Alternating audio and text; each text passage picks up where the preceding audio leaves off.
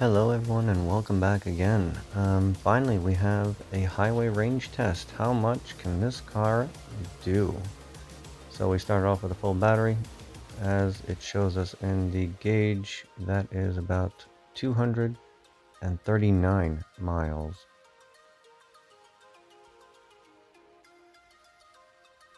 So essentially the point of my test is just to see if the battery is linear, as well as if the consumption that we got can predict our range overall. So I added a little bit of a mix here where we're going to see a couple of 0 to 60s in the middle of our range test. This one gave us a 5.33 at 90% state of charge. Not bad. And you'll see throughout this whole test the car stays consistent.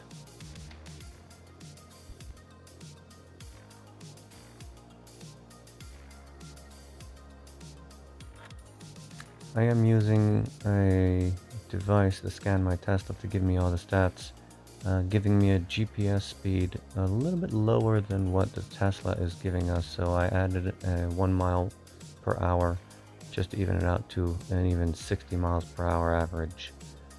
Sometimes I go over, sometimes I go under, but it's pretty much spot on the whole ride. Sit back and enjoy.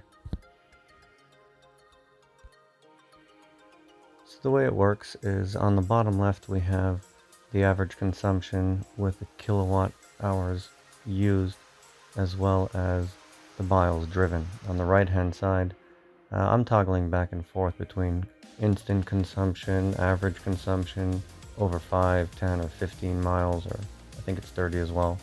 I'm toggling between our battery power as well as range just to get a feel for the car.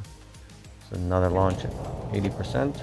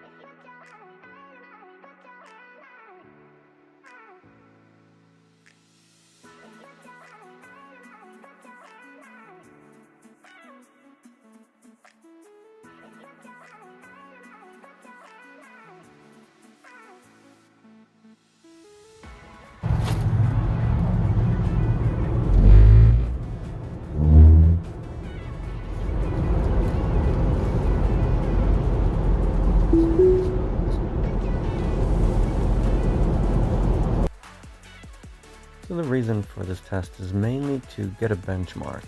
Regardless of whether there is an update or isn't an update, we can clearly monitor the consumption of this car, this battery, and its efficiency.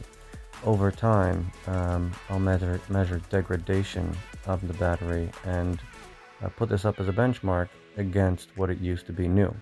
So regardless of how the car does, that's going to be our standard. I spoke to the service manager today who had a little bit more knowledge into the cars. He did mention the software update coming out. Some people mentioned they're picking up delivery on Saturday. After speaking to the delivery manager, he did confirm the software update will increase the range to 262 miles. It should be an over-the-air update, but it does have to be done at the service center.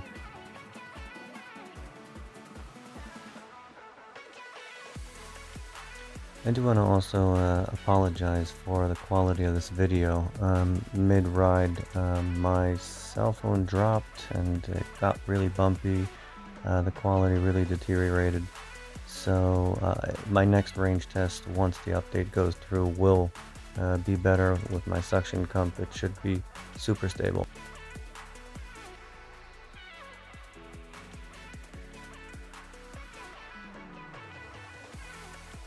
We're still hovering under the 200 watt hours per mile, reassuring us that the range that we calculated earlier is going to be our overall range depending on how much battery capacity we have. So as we know, the update is simply unlocking more battery capacity. It seems as though they're comfortable enough with the chemistry that the upper and lower buffer, they're able to minimize that a little bit more. Shortly we're going to get under the 40 or 30%, at which point I start navigating back to the supercharger. We're going to see some interesting things that the car does, and this also gives you a little bit of insight as to how as an owner on a road trip, you would manage getting to your destination with as least of charge as possible in order to take advantage of that high charge curve.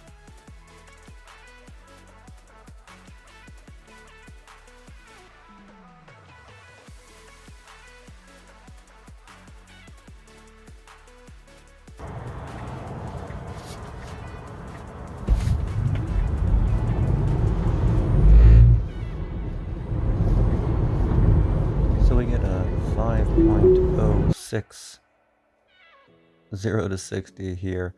Now, I don't want you to look too hard into this, but as you can tell, they're very consistent in the fives.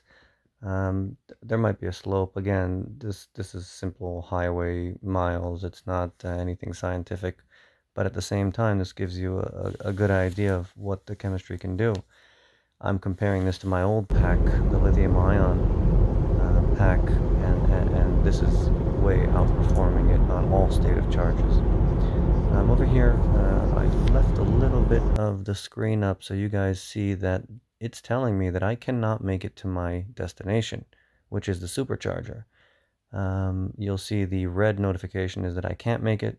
The orange or yellow kind of shade is telling me that I have to stay under a certain speed in order to make it. And as you own the car, you're going to get more and more comfortable with driving it down to whatever state of charge you need in order to get to the supercharger.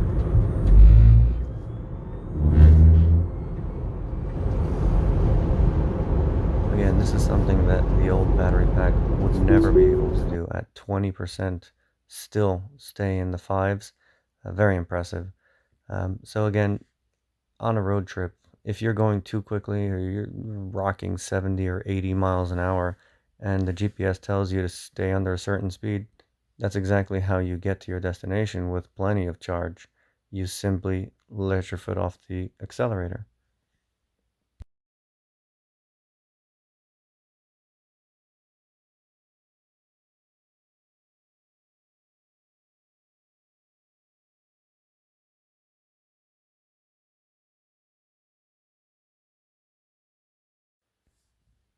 So now we're coming down the home stretch.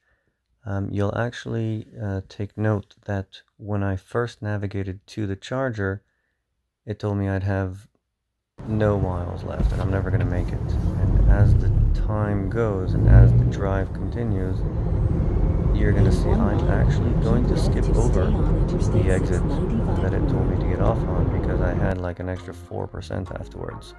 You can always pause the video to check it out. You can see that consumption on the right and on the bottom with the state of charge. But every time I check the GPS, it tells me that I'll come in with more and more percentage state of charge to the supercharger. So I tried to get it down as much as possible, tried to get as many miles out of the pack as possible, just so we can get a definitive idea of, first of all, how many kilowatt hours we're able to use, the nominal and the usable kilowatt hours. And my app, the Scan My Tesla, always gives me that, but this is just proving that that is correct. We come here with 8 miles left on the battery and 2 miles left to the supercharger, so it's pretty definitive. We are going to beat that estimation that it gave us of 239 miles.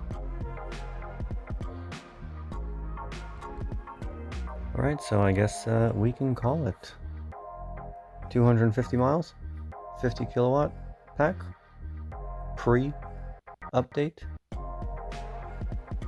The moment we've all been waiting for.